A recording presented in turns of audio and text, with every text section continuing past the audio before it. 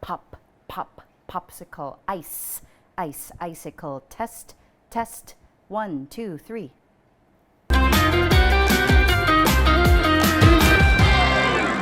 Being a dependable voice to guide Filipino families towards responsible viewing is something that the MTRCB has always intended itself to be, for they understand the weight, the importance, and the obligation of having one. And no one has used theirs better than our next guest, the girl who's enchanted the country with her golden voice, Miss Inka Magnaye. How are you? I'm good! Oh my goodness. It's so nice to see you in person. I know, right? Finally. But why is it like, I feel like this isn't the first time we've actually met? I was gonna say, We've worked in previous projects before. We have. And because we've worked together, it already feels like we got to know each other on a certain level. You've had that banter, that behind the scenes banter. Exactly. But we did it digitally. You know, we talk to each other behind the screen, but then when the directors say, "Oh, you're not going to be live on air," we just talk about stuff. Yeah. That we can't talk about stuff right now because we're in MTRCB. Beep, beep, beep. Just kidding. Okay, so now, first and foremost, we always ask our guests, where do you want to meet? We want you to be at your utmost comfortable. Mm-hmm. This is where you took us. Where are we right now? Well, when you mentioned that you wanted me to be in a place that is most comfortable to me, where I feel most at home, I took you to my home because this is where I stay. If you look at my stories, you know, you'll get bored looking at my stories because I never leave the house. I'm just here. You're on your couch. You sometimes say, "Oh, I'm trying to break the monotony of me just being on the couch." Yeah, doing nothing and then else. I'll move to my bed and lie down. Yeah. You know, that's the break of monotony. So this is your comfort zone. Yes, ever since. I've always been a homebody. Like, people can go out now and all these things, but I really prefer to stay home. And I'll only go out if I really have to, like if it's for work. Where were you living before this? Oh my gosh, I've been moving for the past like 10 years consistently. It's funny enough, for someone who likes to stay at home, you're pretty nomadic. I know. And it's always a home. Yeah, So well, that's good. That's one. But I'm getting tired. I want to settle down. Oh, what are your plans? What are your ultimate plans for that? I want to get a house because I want to make sure that I have a place for my parents to know that no matter what happens, there is always a place for them. That's or my siblings. That's right. You know, because I love that stability kasi. I need that stability. And I think that's one of the reasons why I work so hard in what I do now. Because, and I don't, if you notice, my house hardly has any stuff. Yeah. Because that's what I like. I was about to ask you, you're very minimalist. I try to be. No? Like, the table is borrowed from my ninang. Yeah. So I didn't even buy that. Yeah. So the only things I bought for this house are like the coffee maker, the water dispenser, the couch, the cat tree, of course. Yeah, of course. Of course. Family. Family. So everything that I work for, it's stuff that I need. So you also worked for this house. Mm-hmm. What did you have before all that? I had practically nothing. Moving to LU, a lot of it was on my savings. Wow. And then building a house there. I built a house there. Oh, wow. Yeah. Not entirely mine. I split it with the person I was with before.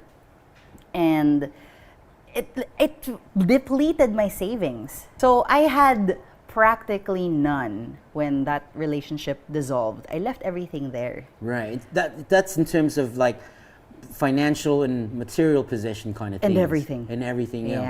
Yeah. In terms of like emotionally, mentally, psychologically. I was a husk. Oh, yeah, I was like, it was literally nothing. So like doing the TikTok thing and then the podcast thing, I started that as therapy for myself. Wow. Because the therapy is expensive. Oh, yeah. Now I can afford it because of all the blessings that I have. But before, my gosh, I had to find ways to really like heal myself in however way I could. I started going live on Facebook, and then because I had a page now before from when I was a DJ. Like I had 3,000 followers on my page, and I would announce, "Hi, I'll be doing a live reading of children's stories later at 8 p.m. So if you want to listen in with your kids, if you need help to sleep, I'll read for you." Oh. So that's what I would do every now and then. And then people would just watch, and then they'll tell me, "Yeah, that was nice. Can you read this next time?" Sure. So that's how I started. It's amazing because all the blessings came unto you because you started with paying it forward. You know, you thought you were therapying yourself, but you offered it by therapying other people. I don't even know if therapying is a word. You know what I mean? Yeah, you share it, diba? Parang, to me, I felt like by healing myself, I could also do at the same time, parang if someone else will benefit, then why not grab a seat? Or maybe it works the other way. To heal yourself, you got to heal others first. And I love that. Yeah, yeah. You mentioned that you were on radio.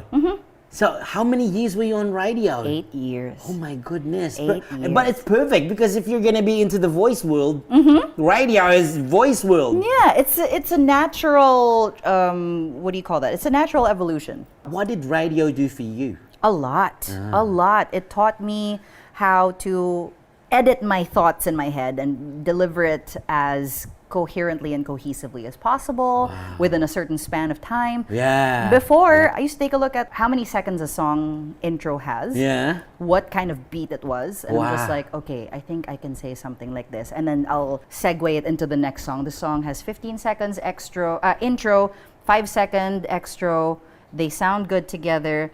I can tell them about this event happening this weekend. Right. So this was your real world education. Yeah. But I saw in some of your TikToks where you are in terms of education. Yeah, I only have a grade school diploma to my name. A grade school diploma. Yeah. Not in high school. Not even high school. I dropped out of high school kasi. Yeah. So when I was about to, no, I actually wasn't even about to graduate. I was third year when I dropped out. Yeah. Wow. Yeah. Never considered going back. Right now, I don't.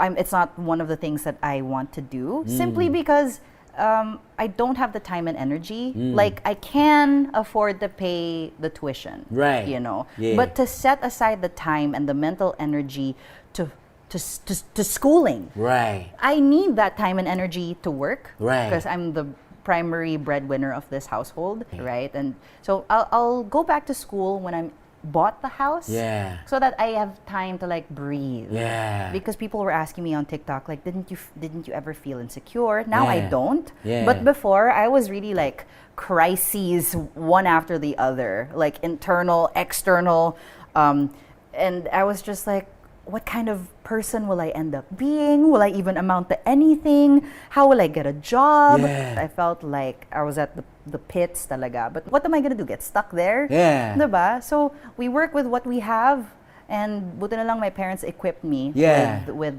a lot of really good things. Yeah. So that's what happened. And so many people were just like, oh, Inka Magnaye keeps advocating for dropping out of school. I'm like, right, I can see how people would see that way. Right? Yeah. I did say that you don't need a diploma to become successful. But that is true. Yeah, that is true. I'm not saying don't get a diploma. I agree. I don't want a doctor who doesn't have a diploma. Exactly. And that's what I said. You know, like with certain paths, like if you want to be a doctor, an engineer. Yeah, exactly. If you want to go into the sciences and create medicine, of course you're going to need a diploma. Yeah, right? exactly. But for someone who didn't really have an option at that time and they needed to drop out because they had to take care of other pressing matters, I don't want them to feel like that's the end of the road for you, right? Yes. And that's why I say you don't need a diploma. A diploma is not a requirement to success. Yeah. But a diploma and an education is always an advantage. So education is important. That's why you're going back eventually. Yes. What are you thinking of going back for? Linguistics. So there's the interest in language. Sprang early on because you got your parents. They're also in the voice industry. Yeah. Where did it start? Oh my gosh. So the timeline that my parents gave me was that they started in 99.5 RT in like the 80s. So they were also on radio. And then they started their studio, Ad Farm, which became so successful. We were the first ever studio in the Philippines to come up with a concept of a voice library. So what is a voice library for those who don't know? So a voice library is basically my dad keeping a collection, a library of different voices and samples. So he would ask them to come to the studio and be like, can you read this one in this character? Can you read this one in this style? Can you read this one in ganyan? So if ever a client would come in and be like, I need a 30-something male with a commanding voice who can do like this, like that, he can just he'll just go through the library and send, okay, these 4 guys fit the bill. Which voice do you like best? Now, Inka's not the only member of the family whose voice is practically a staple in the lives of everyday Filipinos. This voice you're about to meet is as iconic as it gets. That if there's ever a voice that every Filipino with a television in the last decade has heard, then hers would be it. Hi, I'm Neneng Arceo. At ako, ang boses ng MTRCB. It's Inka Magnaye Arceo. Buong buo. How's it going? Hi. Pleasure to meet your acquaintance. How did you end up getting that gig? One of my colleagues then, from a different company, tapped me to do a voice for MTRCB when they needed a PSA, public service announcer. That's a long time ago. Very long time. Wow. 2011? People literally grew up with your voice in their heads. I know. And you know what? We're gonna put your medal to the test. Are you ready? I think I am. Well, then let's go. Ang winawatchelay na ite ay rated SPG. Magpakamiss minchin, mga Fuji at Muji. May mga ganap na witkery ng kinilats. Afraidy Aguilar. Viral right there. Do need to make bantay. Oh gosh, grabe. Because there's meron masiselling themes like languages. Parang sa kolehiala. Okay. This program do be SPG, pare. Them magulangs do need to make bantay. Because there's merong masiselling themes like languages, experiences, sexual, horror, or drugs na not angkop with the bata. Strong parental guidance is abisado. Sheesh. Feel free to make barel, ha? See, I'm so kolehiyala to make barel, ha? Ang susunod na natatawa ko, sorry. One more. Sorry po. Okay. Ang susunod na programa ay rated SPG. Appear tayo. Sumakit ang ulo ko. Sumakit ang baywang ko. Sex bomb, sex bomb, sex bomb.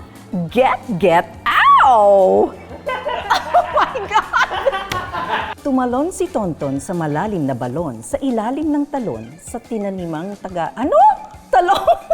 Taniman ng talong. Okay, one more. Tumalon si Tonton sa malalim na balon, sa ilalim ng talon, sa taniman ng talong. Ang susunod na programa ay rated G. Saan ka punta? To the moon? Vroom, vroom. Skirt, skirt, zoom, zoom. How do you read that? Skirt, skirt, skirt. She loved me at my worst. You had me at my best. At binaliwala mo ang lahat, and you chose to break my heart? Magandang gabi, bayan. Yes! Wow! So what happened to the studio? It burned down when I was in high school, and that's the reason why we couldn't afford to go to school. Right.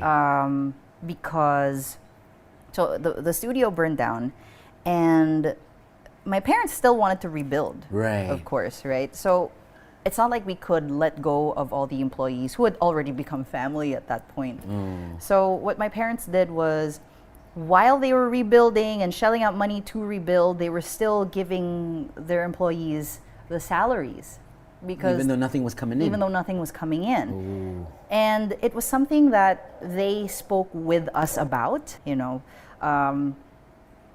What do you feel like you can do? How do you feel about this? So we kind of had a family meeting where, okay, we settled on, let's do homeschooling, because that was our way of helping our parents. Wow. How do you think that affected you guys, you and your siblings, now that you're adults? I can't speak for my siblings, of course, but personally, it felt good that my parents were talking to us about it and wanted to know what we thought and how we felt, and were asking us for suggestions. It made us feel like we had some power over the situation and the outcome. Thinking about it, I have no problems being in a leadership position. Yeah. You know, taking like care that. of yourself, basically. And you started pretty early on, from what I hear. Yeah, I moved out when I was 22. Wow. Yeah, so it was a Wow. How are you surviving at 22, moving out for the first time? Because I remember when I moved out from the provinces up into the,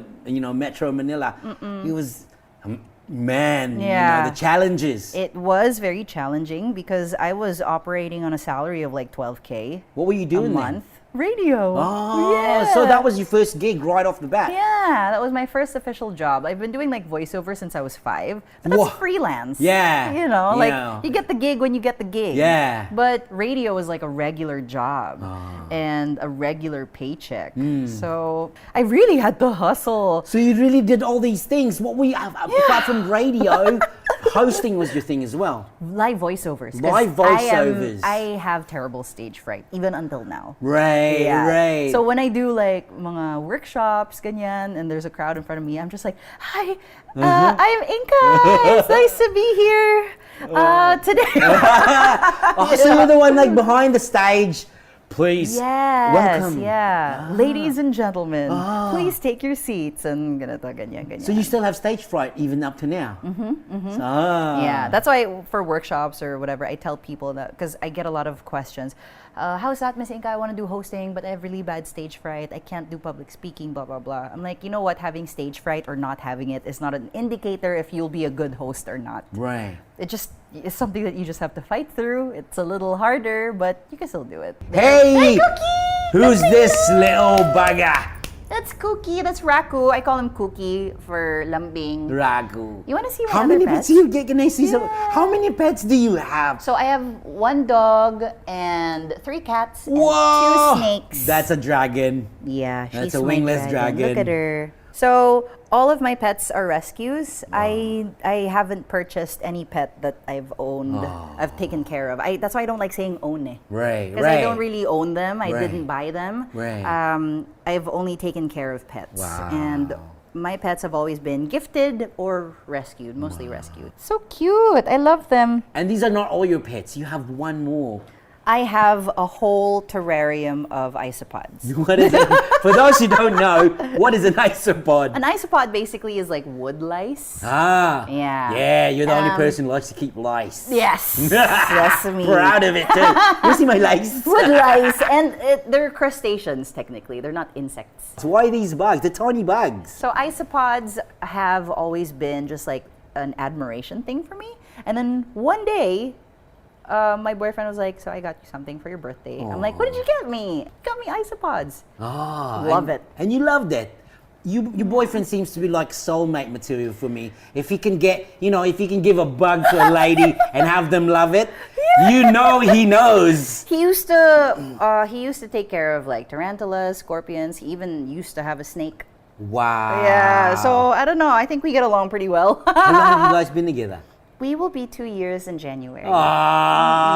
Fairly Fairly new, but very nice. It's good. Very nice, It's working yeah. out really well. I'm happy for you. You look happy. You glow is happy. I think there is a glow if everything is at peace. There are always challenges, right? Yeah. In every aspect of your life. But Yeah.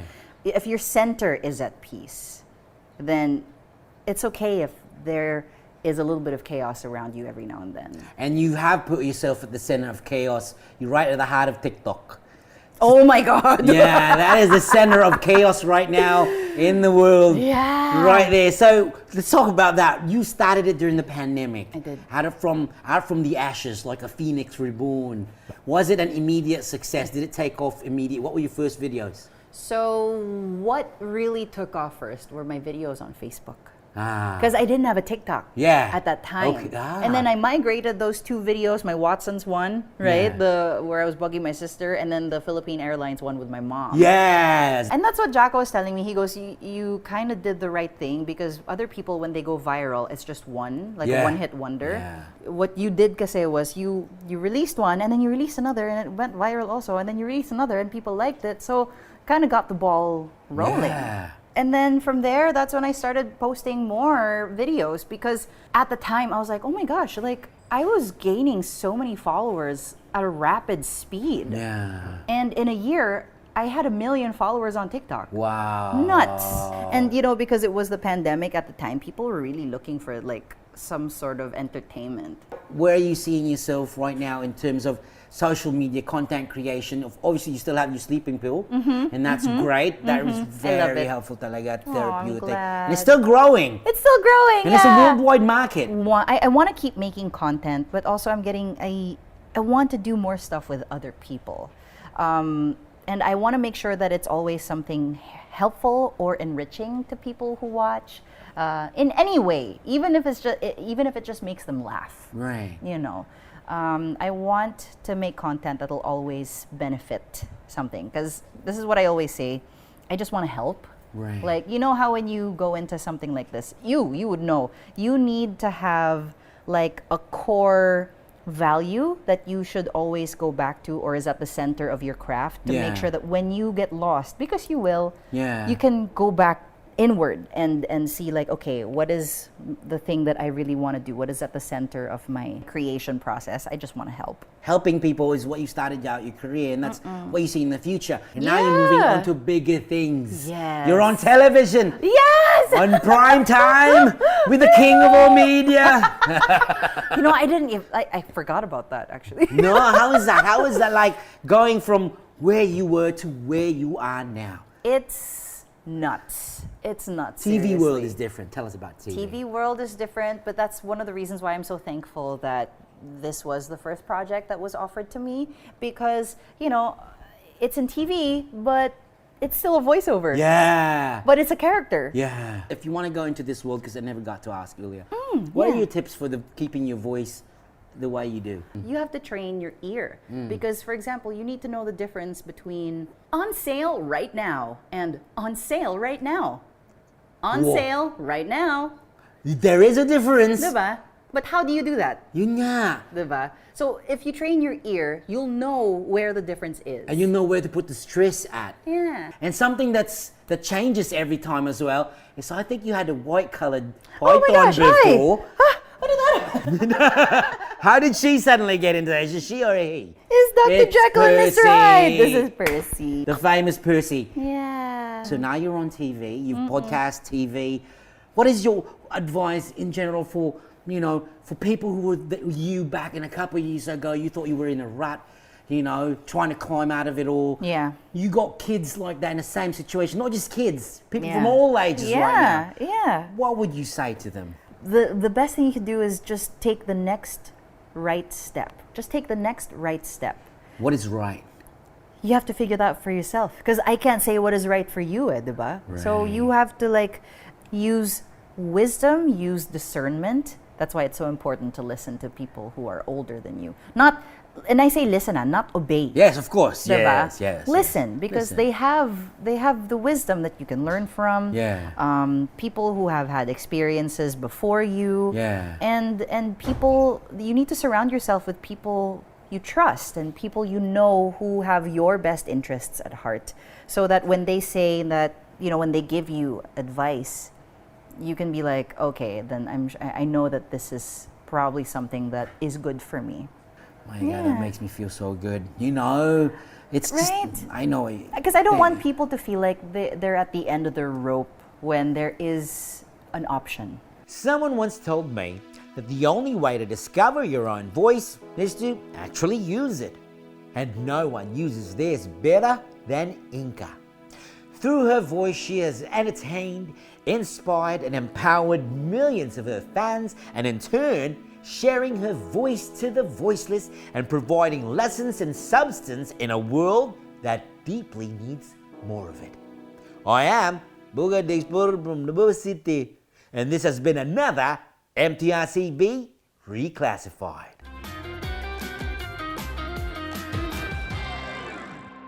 Mates, do follow the MTRCB on all their official pages, and if you want to listen to the full uncut interview with Kuya Kim, follow us on Spotify. Cheers, mates!